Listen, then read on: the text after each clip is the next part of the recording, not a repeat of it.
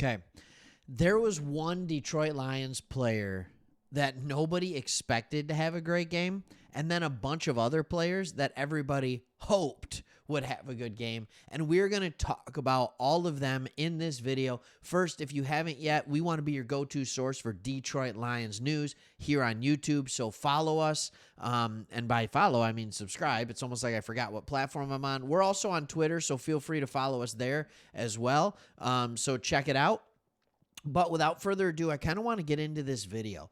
Field Yates, who I have some respect for, had a cool post on Twitter, and he said, Jahmyr Gibbs has been balling.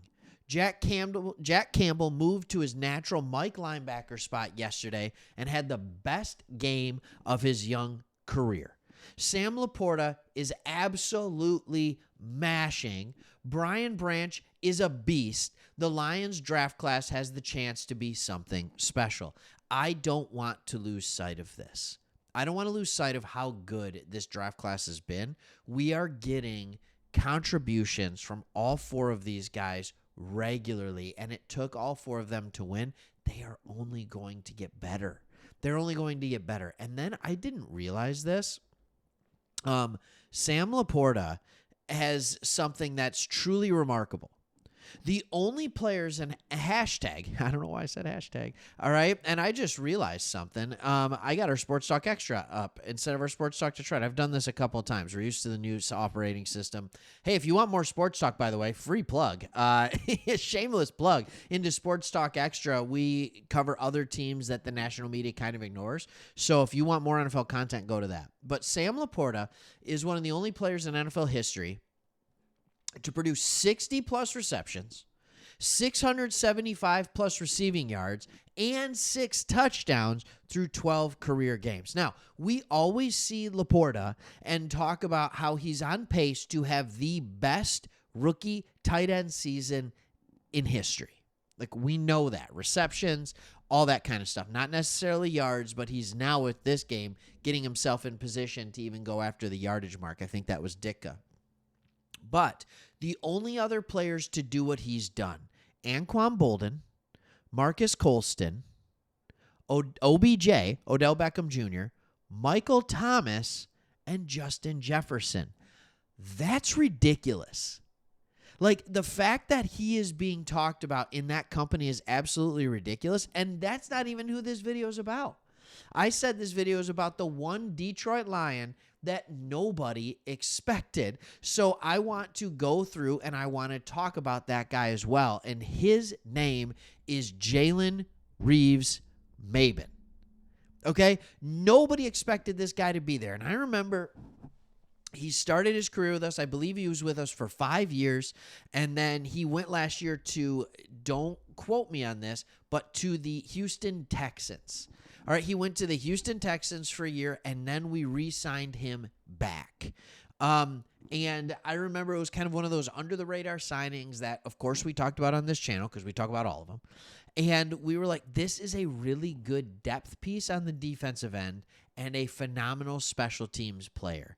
And Jaylen Reagor was all over the field. He was all over the field.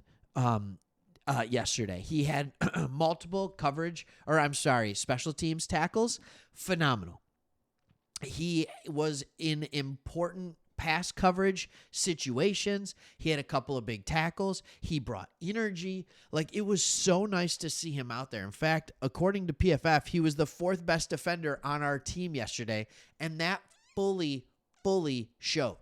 He had a pass rush grade of almost 80. He had a tackling grade of 75, a defensive grade of 77, and a coverage grade of 65.8. Just to give you an idea, that's like corner coverage type stuff. Jack Campbell had a coverage grade of 60. That's not even that bad. Players he had a better coverage grade than Kirby Joseph, who was 65. Ife Melifonwu only played 1 snap, so that doesn't care. Jerry Jacobs had a coverage grade of 54.8. That means Brian Branch was only 52 yesterday. Tracy Walker, 49. He was, behind Cam Sutton, who had a coverage grade of 72, our best person in coverage yesterday. Now, I don't know if that says more about Jalen Reeves-Maybin or more about what's going on in the secondary and how ugly that was yesterday. Not yesterday. It's Tuesday, 2 days ago. It's morning, so maybe I still feel like it's Monday. But and because I'm a pastor, my Mondays are like everybody else's Sunday, so Monday's my day off. So naturally, Tuesday feels like Monday to me still. But anyways, with all that being said, he was awesome. But I do want to talk for a second about these rookies. I want to talk for a second about these rookies. Jahmyr Gibbs had his quietest day yesterday, and he still had a couple of big plays that were there. Jack Campbell moved into the Mike linebacker spot, and I will say that I think he played that as well, probably better than Alex Anzalone. I think he played the pass worse, granted, and he played the run better. He was in the backfield making plays, something that you don't see Anzalone doing against the run. All right, and I'm not saying he can't, but it was nice to have Campbell there, and he does not miss tackles very much. He doesn't. Sam Laporta was the safety net. What is usually Amon-Ra St. Brown's job, and we talked about this when we went live after the game, St. Brown was only on the field for 79% of snaps. He's usually there more, but Sam Laporta, they saw a mismatch with him because of an injury to a linebacker, injury to, I believe, a nickel or a safety. They knew Laporta could win one-on-ones. You relied on a rookie tight end to do it, and he did it. Like, he did it. How awesome is that? Like, how good is that, all right? And just because I know all of you want to see it, I just wanted to make sure you know we're still Sports Talk Detroit. Wanted to put that down there. All right, so a couple of things. Brian Branch, still great. It was not his best game, but he still came up with a timely interception. How much did that Brian Branch interception look like the one against the Chiefs, by the way? Like, he's just trailing the play, staying in a decent position to make a tackle immediately after the catch, and it gets him in the position to make an interception. That is, I understand it's not like he cut in front of the ball to get an interception, right place, right time.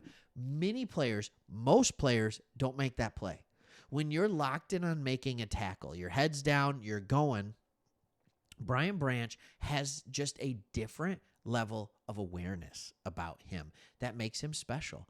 And that is why I'm so excited about him too. So this, I agree, is going to be a very special draft class.